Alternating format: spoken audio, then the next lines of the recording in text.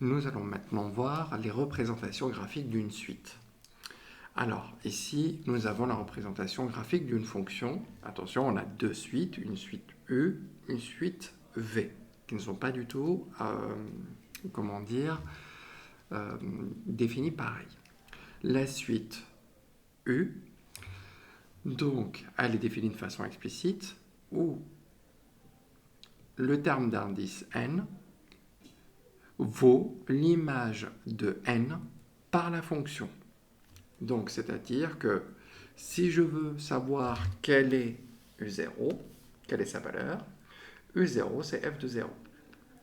F de 0, normalement, je sais lire graphiquement quelle est l'image de 0 par la fonction f. L'image de 0, c'est 1.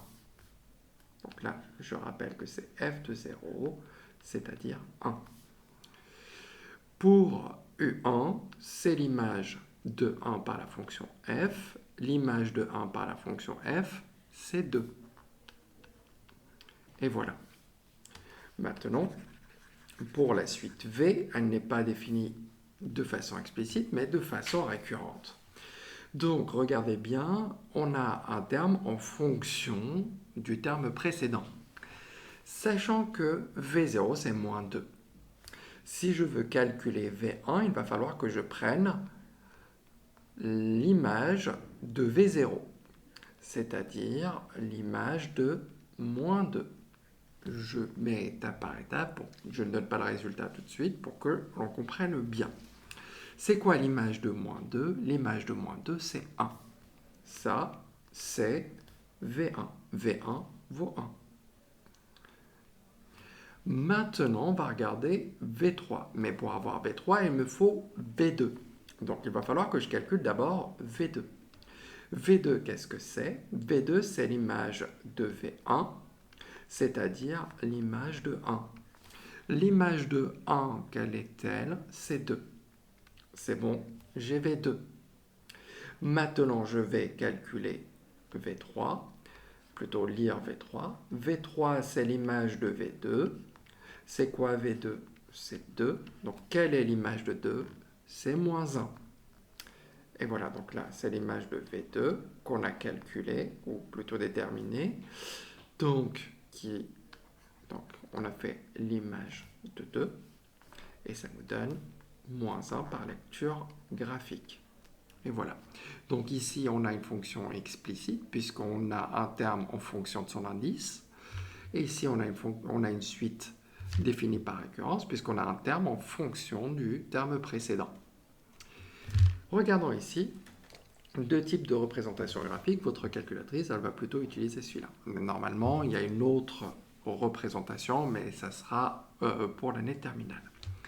Donc, ce que l'on va voir ici, on a une suite U qui est définie de façon explicite. On a directement la fonction, en fonction de son indice. C'est-à-dire les quatre premiers termes, donc là pour n appartenant à un grand N, c'est-à-dire ça commence à 0. Donc U indice 0, U indice 0, ça va faire, donc là si je calcule, U indice 0, je la calcule ici, donc ça fait 2 fois 0, moins 3, donc ça me donne moins 3. Donc là, je viens placer ici, ça c'est U0. On va calculer maintenant U1, ça fait 2 fois 1, moins 3. Donc, ça me donne moins 1.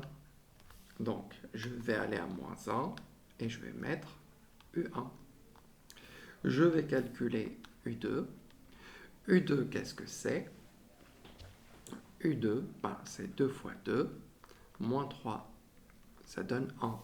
Je viens ici, je vais mettre le point U2, d'accord, qui correspond à l'abscisse 1. Maintenant, on va calculer E3. On me donne les quatre premiers termes, donc E3. Je vais faire 2 fois 3 moins 3. Et ça va me faire 3. On remarque une chose, cette suite-là, elle a une nature particulière. C'est ce qu'on appelle une suite arithmétique, puisque j'avance à chaque fois de la même chose. À chaque fois, je vais rajouter 2. Comme vous pouvez le voir, là, à chaque fois, je passe d'un terme au suivant en rajoutant 2. Donc, dans le repère, ici, comment on fait? On sait que l'image des zéros, ça va faire moins 3. Ici. Pour 1, le terme d'indice 1, quelle est sa valeur? C'est moins 1. Le terme d'indice 2, quelle est sa valeur? C'est 1. Le terme d'indice 3, quelle est sa valeur? C'est 3. Et voilà, on voit bien ici la représentation graphique de la suite dans ce par des points. Et voilà notre suite qui est représentée. On remarque ici que les points sont alignés.